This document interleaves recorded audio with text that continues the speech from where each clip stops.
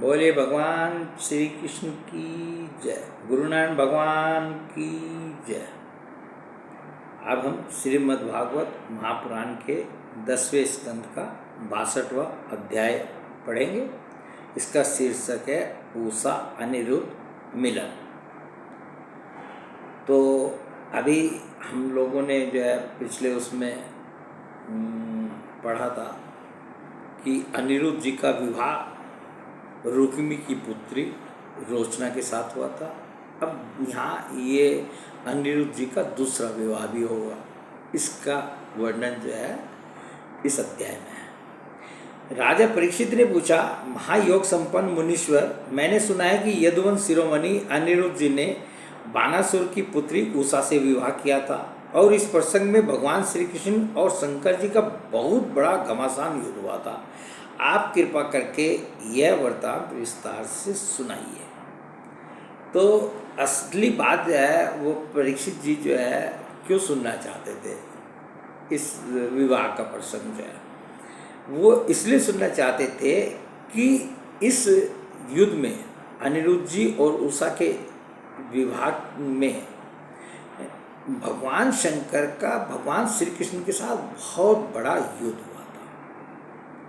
अब वो क्यों हुआ था, वो इसका वर्णन जो है पूरा का पूरा इस अध्याय में है। उषा कौन थी? बानासुर की पुत्री थी। अब बानासुर कौन था? ये भगवान शंकर का जो है अनन्य भक्त था। और भगवान शंकर बानासुर की तरफ से भगवान श्री कृष्ण से लड़े थे। तो ये इस अध्याय का मूल है। तो श्री सुखदेव जी ने कहा, परीक्षित, महात्मा बलि की कथा तो तुम सुन ही चुके हो। उन्होंने वामन रूप धारी भगवान को सारी पृथ्वी का दान कर दिया था। उनके 100 लड़के थे, उनमें सबसे बड़ा था बानासुर। और ये बानासुर कौन था? ये राजा बलि का जो है सबसे बड़ा लड़का था। अब बलि कौन थे? जिसको जो है भगवान ने वामन अवतार ले करके जिसकी 3 पग भूमि जिससे मांगी थी, वो राजा बलि थे। ये जो है राजा बलि कौन थे? ये प्रहलाद जी के पौत्र थे। और मतलब ये जो है बलि के सबसे बड़े पुत्र का नाम था बानासुर। दैत्यराज बलि का औरस पुत्र बानासुर भगवान शिव की भक्ति में सदा रत रहता था। समाज में उसका बड़ा आदर था। उसकी उदारता और बुद्धिमत्ता प्रशंसनीय थी। उसकी प्रतिज्ञा अटल होती थी और सचमुच वह बात का धनी था। उन दिनों वह परम रमणीय सोनितपुर में राज्य करता था। भगवान शंकर की कृपा से इंद्र आदि देवता नौकर चाकर की तरह उसकी सेवा करते थे। मतलब आप ये देखिए कि उसका वो कितना प्रभावशाली था बानासुर। ये कह रहे हैं कि इंद्र आदि देवता भगवान शंकर की वो आराधना करता था और उस आराधना के फल से उसको क्या प्राप्त हुआ था? इंद्र आदि जो देवता हैं वो नौकर चाकर की तरह उसकी सेवा करते थे। उसके 1000 भुजाएं थी। बानासुर को भगवान शंकर से जो वरदान मिला था उसके 1000 भुजाएं थी। और एक दिन जब वे भगवान शंकर तांडव नृत्य कर रहे थे तब उसने अपने 1000 हाथों से अनेकों प्रकार के बाजे बजाकर उन्हें प्रसन्न कर लिया। 1000 हाथ में वाद्य यंत्र लिए और जब बजाता भगवान शंकर वैसे ही बहुत जल्दी प्रसन्न हो जाते हैं, उनको प्रसन्न कर लिया। सचमुच भगवान शंकर बड़े ही भक्तवत्सल और शरणागत रक्षक हैं। समस्त भूतों के एकमात्र स्वामी प्रभु ने बानासुर से कहा, तुम्हारी जो इच्छा हो मुझसे वर मांग लो। बानासुर ने कहा, भगवान आप मेरे नगर की रक्षा करते हुए यही रहा करें। भगवान को क्या बना दिया उसने? अपने नगर की रक्षा करने का भार सौंप दिया कि महाराज आप जो है मेरे से यदि प्रसन्न हैं तो मेरे नगर की रक्षा करने के लिए आप यहीं रहा करें। एक दिन बल पौरुष के घमंड में चूर बानासुर ने अपने समीप ही स्थित भगवान शंकर के चरण कमलों को सूर्य के समान चमकीले मुकुट से छूकर प्रणाम किया और कहा, देवादिदेव आप समस्त चराचर जगत के गुरु और ईश्वर हैं। मैं आपको नमस्कार करता हूँ। जिन लोगों के मनोरथ अब तक पूर्ण नहीं हुए हैं उनको पूर्ण करने के लिए आप किल वृक्ष हैं। भगवान आपने मुझे 1000 भुजाएं तो दी हैं, परंतु क्या है, वे मेरे लिए केवल भाररूप हो रही हैं, क्योंकि त्रिलोकी में आपको छोड़कर मुझे अपनी बराबरी का कोई वीर योद्धा ही नहीं मिलता। अब बताइए, भगवान शंकर ने वरदान देकर के उसको 1000 भुजाएं दी, और जो है उसमें खलबलाहट मच रही है, उसकी भुजाओं में जो है खुजली मच रही है। अब भगवान शंकर के पास जाकर के कहता है, उनके चरणों में अपना मुकुट रख कर के कहता है कि भगवान जो है आपके अलावा कोई मुझे बलशाली व्यक्ति नहीं दिखाई देता जिससे मेरा युद्ध हो, और इन 1000 भुजाओं का कोई उपयोग ही नहीं हो रहा है। सही बात तो यह है, मतलब सीधा सीधा उसने भगवान शंकर को कहा कि आप मेरे साथ जो है युद्ध करिए, क्योंकि त्रिलोकी में आपको छोड़कर मुझे अपनी बराबरी का कोई वीर योद्धा ही नहीं मिलता जो मुझसे लड़ सके। आदिदेव, एक बार मेरी बाहों में लड़ने के लिए इतनी खुजलाहट हुई कि मैं दिग्गजों की ओर चला, परंतु वे भी डर के मारे भाग खड़े हुए। उस समय मार्ग में अपनी बाहों की चोट से मैंने बहुत से पहाड़ों को तोड़ फोड़ डाला था। बानासुर की यह प्रार्थना सुनकर भगवान शंकर ने तनिक क्रोध से कहा। अब भगवान शंकर को भी क्रोध आ गया। भगवान शंकर का क्रोध कैसा होता है सब जानते हैं। तो वैसे तो आता नहीं उनको क्रोध, परंतु जो ये बदतमीजी थी कि जो है उनका भक्त बना, सब कुछ हुआ, भगवान शंकर ने वरदान दिया, 1000 भुजाएं मिली, अब फिर आकर के भगवान शंकर को एक तरह से ललकार रहा है कि आप मेरे साथ युद्ध करिए। तो भगवान शंकर को क्रोध आ गया और उन्होंने क्या कहा, मूढ़, जिस समय तेरी ध्वजा टूट कर गिर जाएगी उस समय मेरे ही समान योद्धा से तेरा युद्ध होगा, और वह युद्ध तेरा घमंड चूर चूर कर देगा। ध्वजा टूटेगी तुम्हारी, और जो है मेरे ही समान योद्धा से तेरा युद्ध होगा। तो मेरे से युद्ध करना चाहता था ना, तो मेरे ही समान योद्धा से तेरा युद्ध होगा, और वह युद्ध तेरा घमंड चूर चूर कर देगा। परीक्षित, बानासुर की बुद्धि इतनी बिगड़ गई थी कि भगवान शंकर की बात सुनकर उसे बड़ा हर्ष हुआ और वह अपने घर लौट गया। भगवान शंकर ने जो कहा उस पर ध्यान ही नहीं दिया उसने कि कैसे जो है उसका अंत होगा। और वो जो है कि भगवान शंकर ने कहा, हाँ तुझे योद्धा मिल जाएगा, मेरे समान ही योद्धा मिल जाएगा जिससे मेरी लड़ाई होगी। इसी बात से वो खुश और जो अपने घर चला गया। अब वह मूर्ख भगवान शंकर के आदेशानुसार उस युद्ध की प्रतीक्षा करने लगा जिसमें उसके बल वीर्य का नाश होने वाला था। परीक्षित, बानासुर की एक कन्या थी, उसका नाम था उषा। ये बड़ा रोचक जो है कथा है ये, इसको यदि ध्यान से सुने हैं सब लोग हम तो बहुत अच्छा लगेगा। कि बानासुर की एक कन्या थी, उसका नाम था उषा। अभी वह कुमारी ही थी कि एक दिन सपन में उसने देखा कि परम सुंदर अनिरुद्ध जी के साथ मेरा समागम हो रहा है। आश्चर्य की बात तो यह थी कि उसने अनिरुद्ध जी को न तो कभी देखा था न सुनाई था। सपन में भी उन्हें न देखकर वह बोल उठी, प्राण प्यारे तुम कहाँ हो, और उसकी नींद टूट गई। तो उसने एक दिन जो है बानासुर की कन्या ने जो है सपन देखा और उसमें देखा कि अनिरुद्ध जी के साथ जो है उसका समागम हो रहा है। और जो है जब उसकी नींद खुली वो ये बोलती हुई उठी कि प्राण प्यारे जो है तुम कहाँ हो, और उसकी नींद टूट गई। वह अत्यंत विवलता के साथ उठ बैठी और यह देखकर कि मैं सखियों के बीच में हूँ, और उसको नींद भी कहाँ लगी थी, सखियों के बीच में। उसकी सखियाँ जो है सब आसपास बैठी हुई थी। बहुत ही वो लज्जित हुई। परीक्षित, बानासुर के मंत्री का नाम था कुंभांड। कुंभांड जो है बानासुर का एक मंत्री था और उसकी भी एक कन्या थी। और उस कन्या का क्या नाम था, उसकी एक कन्या थी जिसका नाम था चित्रलेखा। और चित्रलेखा उसका नाम जो था ना, वो जो है उसमें जो गुण था उसके हिसाब से ही हमें लगता है कि चित्रलेखा उसका नाम था। उषा और चित्रलेखा एक दूसरे की सहेलियाँ थी, ये दोनों पक्की सहेलियाँ थी। उषा भी और जो बानासुर का मंत्री कुंभांड था उसकी जो पुत्री चित्रलेखा थी, ये दोनों पक्की सहेली थी। चित्रलेखा ने उषा से कौतूहलवश पूछा, सुंदरी राजकुमारी, मैं देखती हूँ कि अभी तक किसी ने तुम्हारा पानी ग्रहण भी नहीं किया, फिर तुम किसे ढूंढ रही हो और तुम्हारे मनोरथ का क्या स्वरूप है। अपनी सहेली को जब उसने इस तरह से नींद में बड़बड़ाते हुए और उठते हुए देखा उसने कहा कि तुम्हारा पानी ग्रहण भी नहीं हुआ, तुम जो है किसके लिए व्याकुल हो रही हो, यदि उचित समझो भाई मुझे बता दो।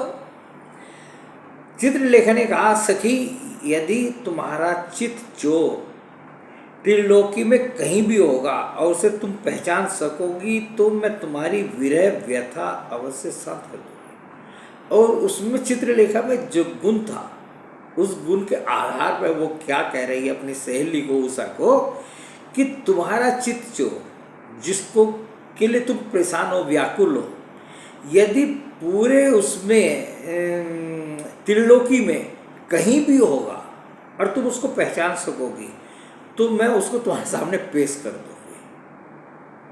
इतना बड़ा आश्वासन जो है कौन दे सकता है, और वो कितनी योग्यता रखती होगी चित्रलेखा। अब देखिए आगे,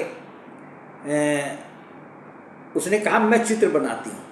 चित्र बनाना, चित्रलेखा का नाम जो है जो था वो चित्र बनाती थी, और चित्र किसी का भी बना सकती थी वो, कि मैं चित्र बनाती हूँ, तुम अपने चित चोर प्राण वल्लभ को पहचान कर बतला दो, फिर वह चाहे कहीं भी होगा मैं उसे तुम्हारे पास ले आऊंगी। यूँ कहकर चित्रलेखा ने बात की बात में बहुत से देवता, गंधर्व, सिद्ध, चारण, पन्नग, दैत्य, विद्याधर, यक्ष और मनुष्यों के चित्र बना दिए। एक एक का जो है चित्र बनाते, जितने भी त्रिलोकी में जो है यक्ष, मतलब जो भी आया कि मैं चित्र बनाते जा रही हूँ, तुम पहचानो कौन सा तुम्हारा चित्र चोर है। चित्र बना दिए। मनुष्यों में उसने विष्णुवंशी वसुदेव जी के पिता सूर, स्वयं वसुदेव जी, बलराम जी और भगवान श्री कृष्ण आदि के चित्र बनाए। और अब जब भगवान के परिवार में जो है उनके चित्रों को बनाने का नंबर आया, उसने वसुदेव जी का भी बना दिया, भगवान श्री कृष्ण का भी चित्र जब बना तो जो है प्रद्युम्न का चित्र देखते ही उसे लज्जित हो गए। भगवान श्री कृष्ण के बाद प्रद्युम्न जी का चित्र बना तो वो जो है देख करके थोड़ा सा जो है शर्मा गई, लज्जित हो गई। परीक्षित जब उसने अनिरुद्ध का चित्र देखा, प्रद्युम्न जी के बाद नंबर आया अनिरुद्ध जी का चित्र बना। अनिरुद्ध जी का चित्र जब देखा उसने, तब तो लज्जा के मारे उसका सिर नीचा हो गया। और फिर मन मन मुस्कुराते हुए उसने कहा, मेरा वह प्राण वल्लभ यही है। अनिरुद्ध जी का चित्र जो है चित्रलेखा ने बनाया और उसको देख करके जो है उषा ने कहा, मेरा प्राण वल्लभ यही है जिसका तुमने चित्र बनाया है। परीक्षित, चित्रलेखा योगिनी थी। वह जान गई कि ये भगवान श्री कृष्ण के पौत्र हैं। इतनी बड़ी योगिनी थी वो, मतलब योग के द्वारा ही जान गई कि ये जिसका मैंने चित्र बनाया अनिरुद्ध जी का, ये जो भगवान श्री कृष्ण के पौत्र हैं। अब वह आकाश मार्ग से, और देखिए उसमें कितनी क्षमता थी, कितनी योग्यता थी उसमें, चित्रलेखा में वो योगिनी तो थी कि अब वह आकाश मार्ग से रात्रि में ही भगवान श्री कृष्ण के द्वारा सुरक्षित द्वारकापुरी पहुंची। जो द्वारकापुरी भगवान श्री कृष्ण के द्वारा पूरी सुरक्षित थी, मतलब कितने पहरेदार और कहाँ क्या क्या लगा हुआ होगा, उसमें आकाश मार्ग से वो गई। वहाँ अनिरुद्ध जी बहुत ही सुंदर पलंग पर सो रहे थे और भगवान के महल में घुस गई। वहाँ अनिरुद्ध जी जब पलंग पर सो रहे थे, चित्रलेखा योग सिद्धि के प्रभाव से उन्हें उठाकर सोनितपुर ले आई। और चित्रलेखा ने क्या किया, अनिरुद्ध जी को उठाया उनके पलंग से और अपनी योग माया से जो है उनको सोनितपुर जो है, जो बानासुर की राजधानी थी, जहाँ बानासुर रहता था, वहाँ ले आई और अपनी सखी उषा को उसके प्रियतम का दर्शन करा दिया कि भैया देखो, जिसका मैंने चित्र बनाया था, जिसको देखकर तुम लजा रही थी, जो तुम्हारा चित्र चोर है वो ये है, ये लो मैं ला करके तुम्हारे सामने पेश कर दे रही हूँ। तो अनिरुद्ध जी को वहाँ ले आई। अपने परम सुंदर प्राण वल्लभ को पाकर आनंद की अधिकता से उसका मुख कमल प्रफुल्लित हो उठा और वह अनिरुद्ध जी के साथ अपने महल में विहार करने लगी। अब उषा को क्या चाहिए भाई, उसका चित्तचोर मिल गया, अनिरुद्ध जी उसको मिल गए, तो जो है वो अपने महल में और उषा के महल में रहने लगे। तो और वो जो है विहार करने लगे। परीक्षित, उसका अंतःपुर जो है जहाँ उषा रहती थी, बच्चों के भी जैसे बड़े बड़े राजाओं के सबके बच्चों के अलग अलग कमरे अब या महल होते हैं, तो उसके महल की जो है जहाँ ये उषा रहती थी इतनी सुरक्षा थी कि वहाँ कोई पंछी भी नजर नहीं मार सकता था। परीक्षित उसका अंतःपुर इतना सुरक्षित था कि उसकी और कोई पुरुष झांक तक नहीं सकता था। उषा का प्रेम दिन दूना रात चौगुना बढ़ता जा रहा था। अनिरुद्ध जी साथ में रह रहे थे, कोई दिक्कत वाली बात नहीं थी। वह बहुमूल्य वस्त्र, पुष्पों के हार, इत्र, फुलेल, धूप, दीप, आसन आदि सामग्रियों से सुमधुर पेय यानी पीने योग्य पदार्थ, दूध, शरबत आदि भोज्य यानी चबाकर खाने योग्य और भक्ष्य यानी निगल जाने योग्य पदार्थों से तथा मनोहर वाणी एवं सेवा ससुरा से अनिरुद्ध जी का बड़ा सत्कार करती। उषा ने अपने प्रेमी से उनके मन को अपने वश में कर लिया। अनिरुद्ध जी भी जो है उषा को पूरा चाहने लगे, अपने वश में कर लिया।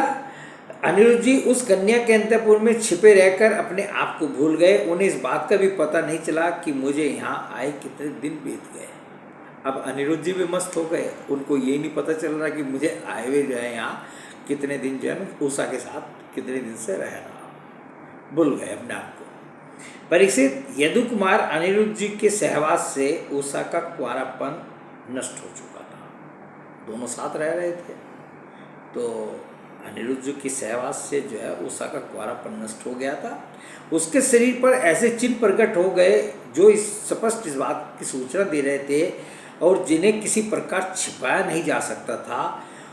उषा बहुत प्रसन्न भी रहने लगी थी। पहरेदारों ने समझ लिया, अब जब भी बाहर निकलती होगी भाई पहरेदार तो देखते ही होंगे, और भाई जो है यदि गर्भ रह जाए तो वो जो है मतलब छिपाया भी छिपता नहीं।